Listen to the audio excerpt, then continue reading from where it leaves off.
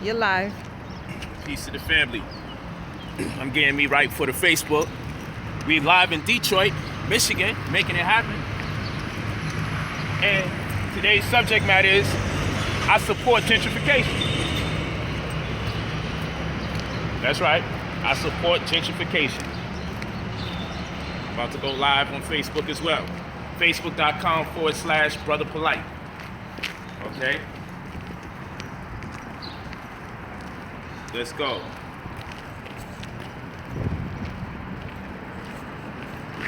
Yeah. My job is to educate my people thoroughly and get them away from all the fiction, the pseudoscience, the myths. This is what my job is. Turn over here. Hey, it's Brother Polite, we live in Detroit. You know, Brother Polite, we live in Detroit. We also live on YouTube. My lovely wife helping me out as always. Peace. Still shining. Seppi flow, the Seppi flow. And so what I want to talk to you all about today, let's go ahead. What I want to talk to you all today about is gentrification. I want to talk to you about gentrification. I want to talk to you about real estate in general. It's dark right now. And some of the nuances and the misconceptions.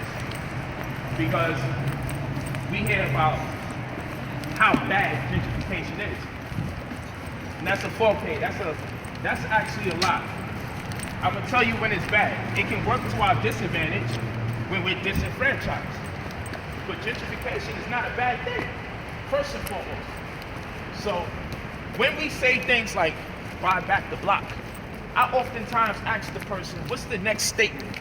After you say buy back the block, because people say, Brother Polite, you driving these $400,000 cars and everything. Mind you, I'm out here on a real estate venture because I think I'm gonna be buying back the block, as some of y'all say, but I don't like the term because the term never comes with information.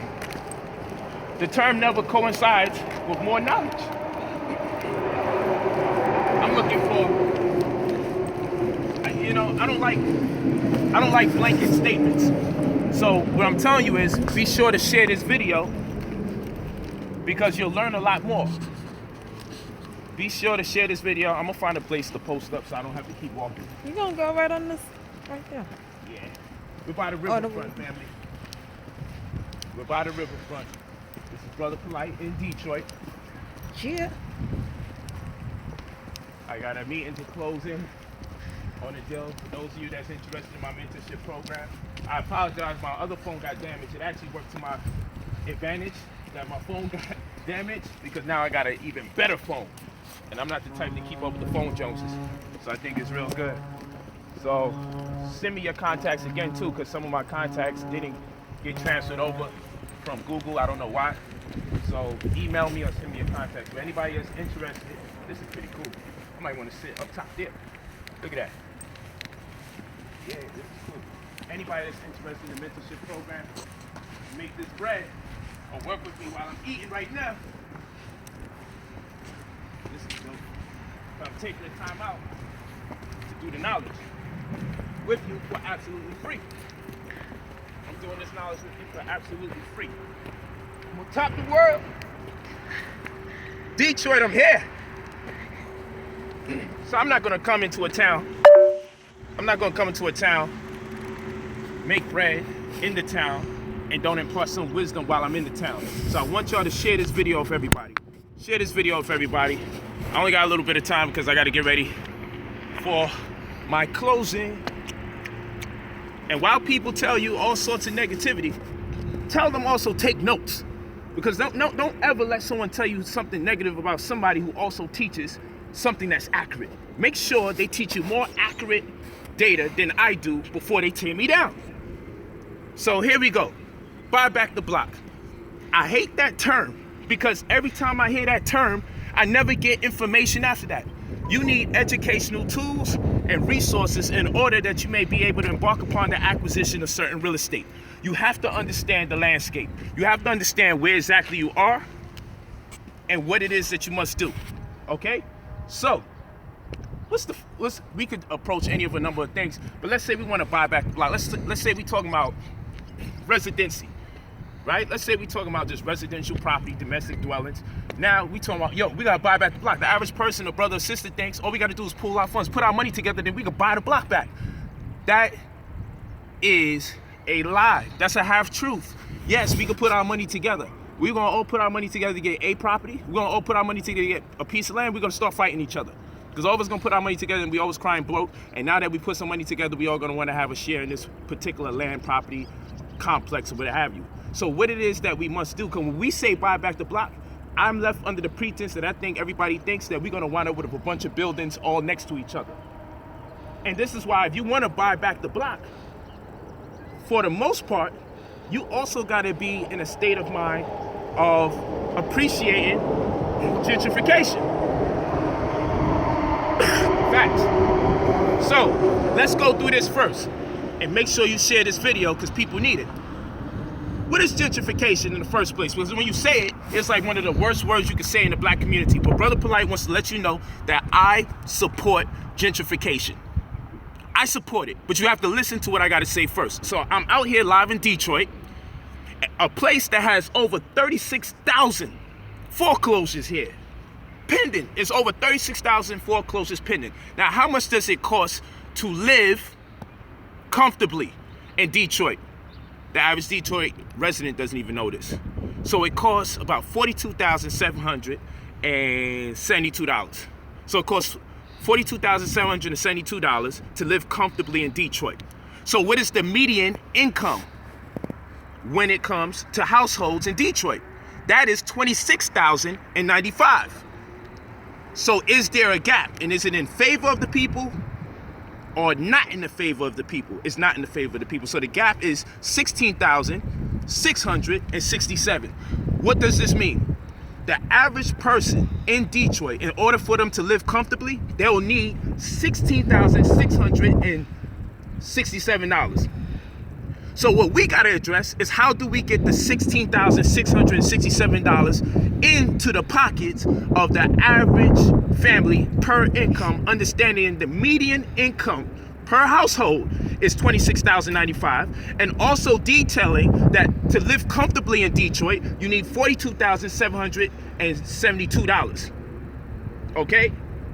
Now, if this was a place like Virginia Beach, their gap is to the advantage of the people. So the average person in Virginia Beach is making $13,000, $14,000 more dollars.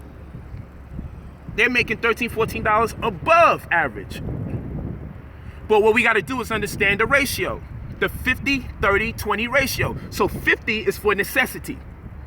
And 30 is for what? 50 is for necessity.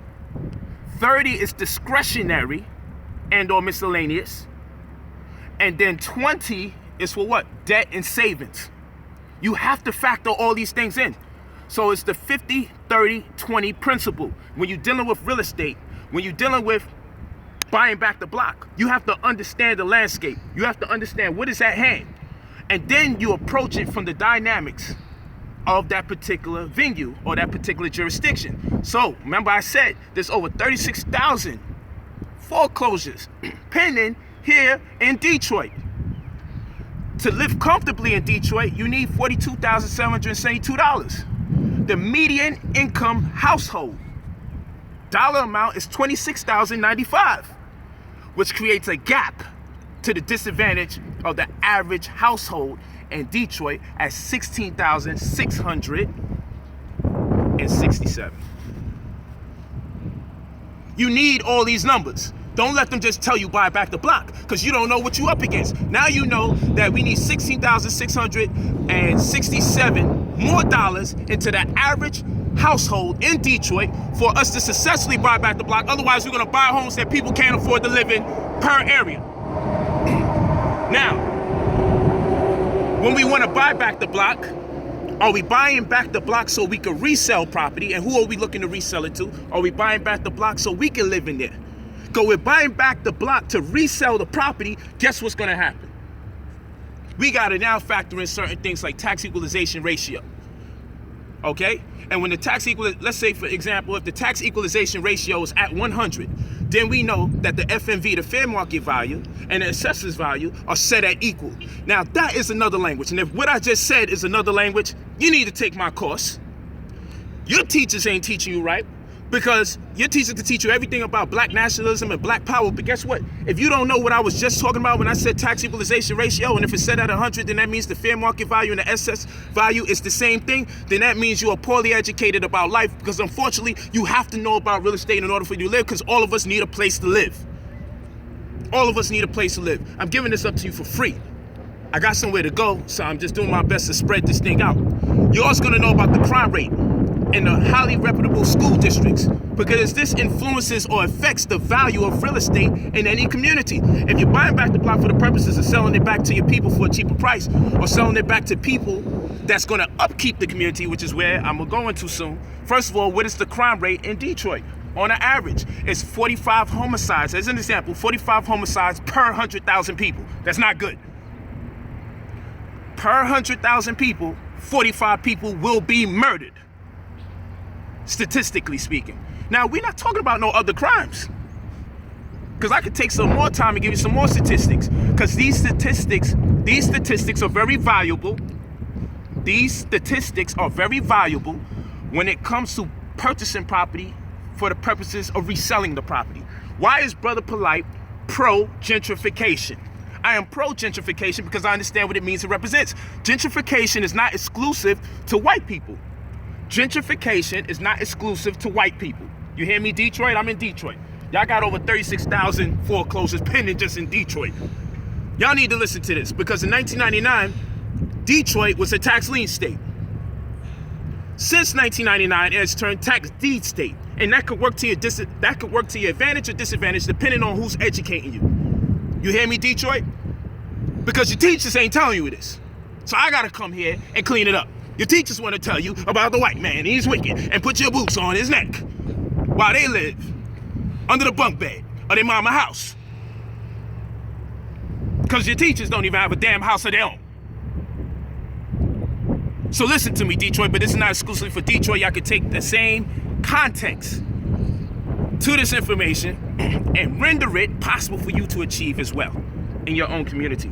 So, what we have to consider in a place that has 36,000 pending foreclosures is that Detroit used to be a tax lien state until 1999. Now it's a tax deed state. This means that they're selling properties for what is past due. Okay?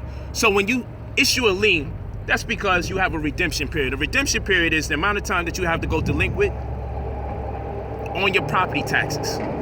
That's a redemption period. Before the county government then says we have the right to solicit your debt. Okay? So a tax lien is issued. It's a form of encumbrance when a person doesn't pay for their past due delinquent property taxes. Every state, it's particularly tax lien state, gives you a certain amount of time to go delinquent on property taxes before they solicit the sale of your debt for a profit. Okay? In which case, whoever purchases that lien will also be given not only the profit by percentage, but also late fees, penalties, and surcharges. So what happens is, if you don't pay, let's say New Jersey says you have a 2-year redemption period.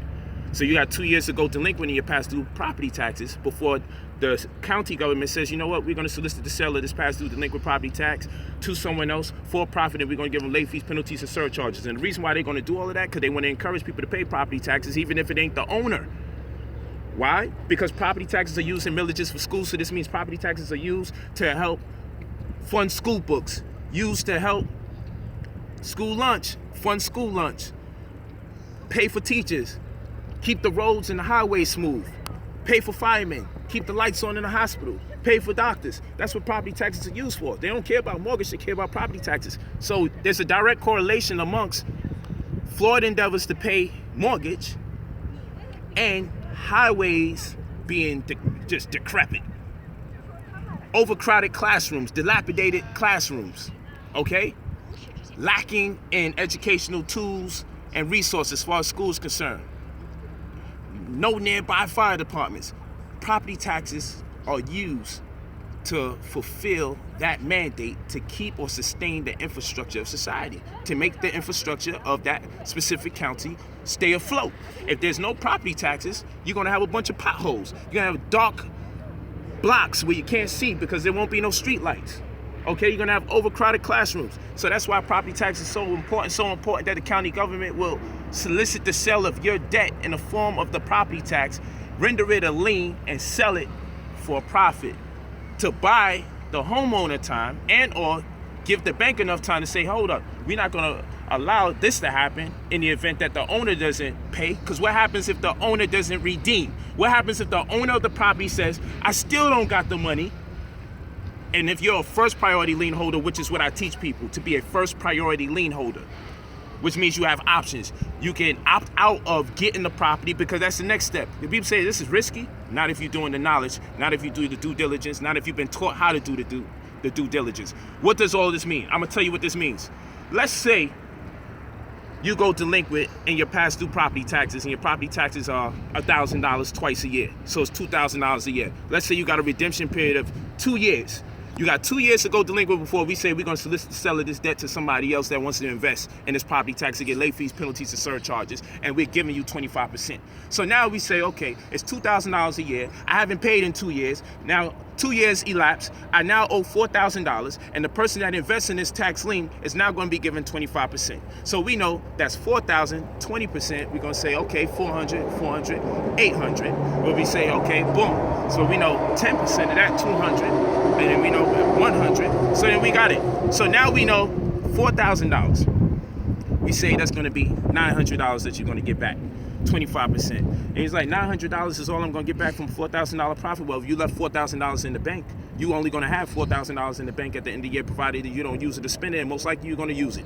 Most likely you're going to spend it. So first of all, you're going to get $900 back. Then you're going to get late fees, penalties, and surcharges. So now your $900 might go as high as $2,000 depending on who you're dealing with, close to $2,000. But here's the beautiful part.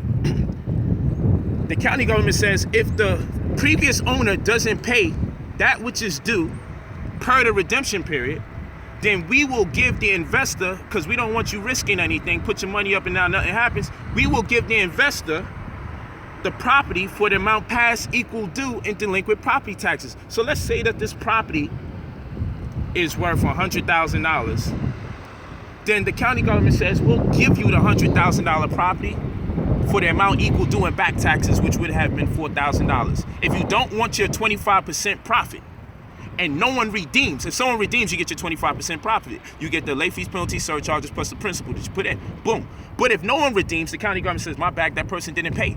Normally the bank will step in, because the bank will say, man, I sold this $100,000 property to this person. They only gave me $30,000. Now they went delinquent, past due on their property taxes. Now they owe $4,000. Now this guy's about to get the property for $4,000 when we charge $100,000. We only got $30,000 from this person. Hell no. We're going to pay for this property. We're going to redeem so we can put it back on the market and put another sucker in position to pay for this overpriced property. That's what's going to happen. In other cases, when you do the due diligence, you do enough research, you start to study the motifs, you start to study, it's an art, that's why I say motifs. You start to realize the deterministic algorithms of foreclosures, right? And in retrospect to when people redeem and when they don't.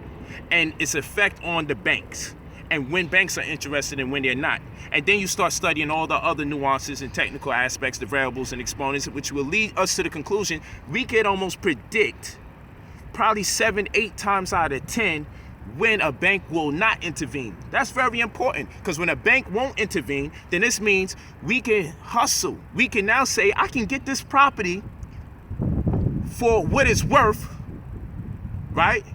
Based on the amount of taxes that is due. So this means I can mess around and spend $4,000 and get me a property that's worth $100,000. I could then pull out the equity of the property in the form of a home equity line of credit, a HELOC, and I can say if my credit sucks, I'm gonna get about 50% of the property. But I even got decent credit, I'll get 70% of the property, which means I can get $70,000 from having invested $4,000 into a property.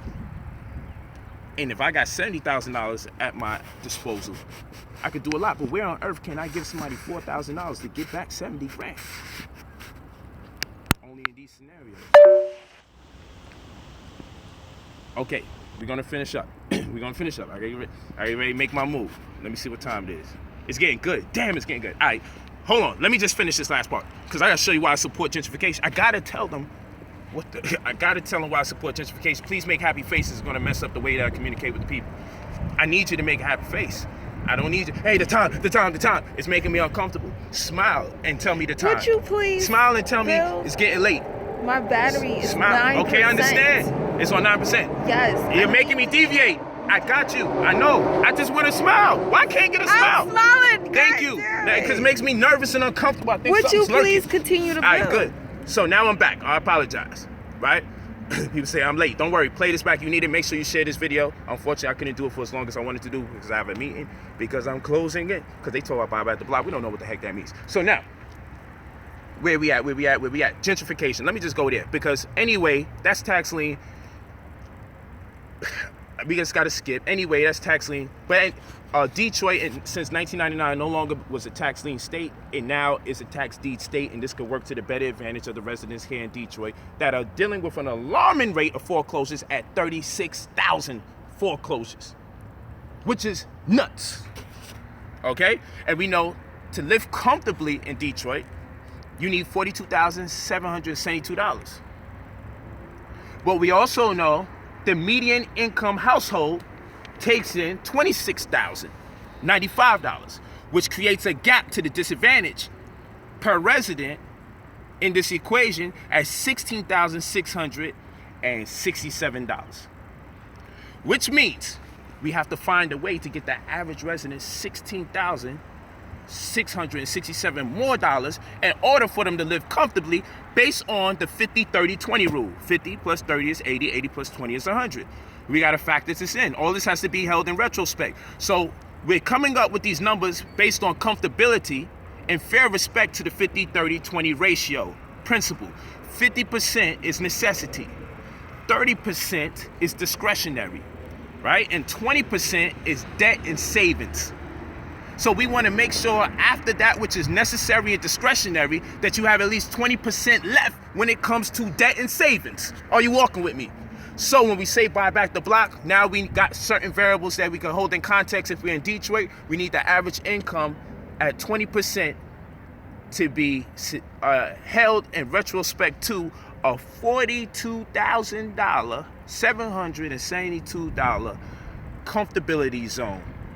In regards to the gap, that is $16,676, having considered that the median income per household is $26,095. Why does Brother POLIGHT support gentrification? What is gentrification, people? What is gentrification? Gentrification is when you take an environment, maybe even destitute, deteriorating, on decline, when you take a destitute environment and you say this: we want to upscale it. We want to upgrade this environment to cater to the middle class. And keep in mind, the middle class of today is the lower class of yesterday, meaning because of hyperinflation.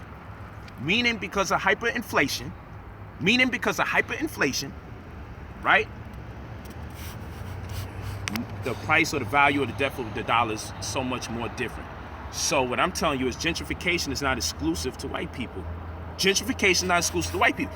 Why can't a group of black people who have a higher criteria for living decide that we want to upgrade a community? That is to say, we want to get rid of the crime that exists over there, 45 homicides per 100,000, because you certainly don't want to buy back the block with people with low moral principles and values, because that will eliminate.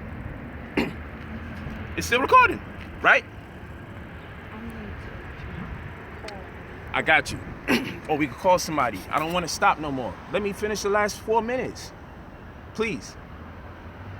She's just keeping me on point because I got somewhere to go. But I gotta get this point off. This is important. If I wind up late, I wind up late. We're about to leave right now. I just need 4 more minutes, people. Walk with me. So where am I at? Gentrification should not be exclusive to white people. White people shouldn't walk in groups as investors and say, you know what, this community right here, we want to take this deteriorating community, we want to take this destitute community, and we want to run up in here and upgrade it to our criterion standard. We want to get the negativity out of here. We want to upscale these properties, and we want to get our people to come up in here and live here. That's gentrification, to take something that's on decline and embark upon the restoration of that particular place, the renovation of that particular place. Nothing in gentrification says exclusively to white people. Black people have the right to gentrify communities too. And it don't necessarily have to be black communities, but I say, freak it. Why can't we have prospering black communities? There's enough black people making enough money, and it's enough black people who want better, that should say we should become masters of our own destiny, control our direction in life and in our communities and our households, to say, you know what, we can make our communities better. But in order to buy back the block, a lot of the people saying buy back the block are the people that gotta get kicked off the block, because you ain't gonna be able to afford the block when we buy it back. If we talking about better living conditions, especially if we have a criteria in this particular case when it comes to Detroit to make over $16,676. Now I gotta get ready to close out because I really do got somewhere to go. I gotta go through a closing because I'm purchasing some property out here. Well, a good amount of property out here, not just myself, my mentees. If you're interested in mentorship, you go to brotherpolight45@gmail.com. Brother, spelled the right way, POLIGHT45@gmail.com. I wish I had more time. You know, I do this off the head. My statistical data is nuts. You know, but if you need that due diligence, if you need to be able to do the research, you need to be able to invest, you need to take things to the next level, you know who to go to. If you don't, listen to the other guys and see if they give you something that's going to make you feed your family. It's all about food, clothing, and shelter at the end of the day. If people ain't teaching you about food, clothing, and shelter, then what are they talking about? They just preying on your emotions. You mad at slavery, you mad at white people, you mad. And after you finish being mad, you still ain't gonna have no money, so now you mad, you ain't got no money. So we just got to deal with the reality of it all. I spend my time on Pan-Africanism, but just like we got the 50-30-20 ratio, where 50% has to deal with necessity, and 50% deals with necessity, and 30 deals with discretionary, and 20 deals with debt and savings, you got to do the same thing when it comes to this knowledge. You got to put 50% on the economics, you got to put 30% on your family in general and its immediate needs and the miscellaneous activity thereof, and you got to put 20% into your black nationalism, your Pan-Africanism, and your lectures and all that other stuff, because you got to take care of home. Otherwise, that what you put in to your Pan-African diet, remember, Pan-Africanism, black nationalism, I got that as our debt and our savings. We have to pay a debt to our own society, right, and the debt that people owe us to our society, and we're investing in ourselves when we deal with Pan-Africanism and black nationalism. So that's our 20%. But we got to put economics at the forefront at 50%, and 30% got to be into our family. If we don't have the economics, we won't have the family. We don't have the economics, we won't have the black nationalism. We won't have the time to indulge in the study or engage in it. So we have to deal with it from an economic perspective. Remember, love is law, family is business. Love is law, family is business. Save this. Not only save this, share it with people. Tell them, you got to wake up. Share this video with everybody. It's free information. It's free game. I know you can learn a lot from this. I wish I had more time. Share the video, share the video, share the video like you share negativity. Like when someone does something wrong or there's speculation that someone's doing somebody dirty and you share that craziness, share this video, because this is what people need in their life. If you appreciate it, I love you, I thank you. Salute, press 9 if you love it. Comment positively if you love it. Let's start making positive people write positive things, because negative people don't hesitate to put whole paragraphs. Positive people say positive things, and the best thing you could do to be part of this movement is to share the video. Make other people be part of this movement by sharing the video. I love y'all so much. Remember, brother, POLIGHT45@gmail.com. I told you I'm going to be the first black conscious billionaire, while people playing around and constantly speculating and attempting to dictate to you what's going on in your life and others. There's going to be a day you turn around and be like, man, I should have been studying with this brother or walking with him. Salute, peace. Love is law, family is business. Brother, POLIGHT45@gmail.com. Talk to me. Follow me on Instagram, brother_POLIGHT. Detroit, I love you. I got no choice but to. It's an amazing opportunity, and I want the Detroit residents to get down on it. I'm going to show y'all special love just on the strength. But everybody else, keep up with me. Walk with me. Salute, peace. I can't see to end it. I don't know. Okay. We'll figure it out. Love ya. Let's get some shade. See if we can close this thing out. I see it. Can't even see the phone, family is about to die. Gotta go down these stairs. Stairs made for giants. Yeah, I need to see it. Boss lady on me, yo. Boss lady on me. I need that because I'll be here till nighttime. Alright. I can see it.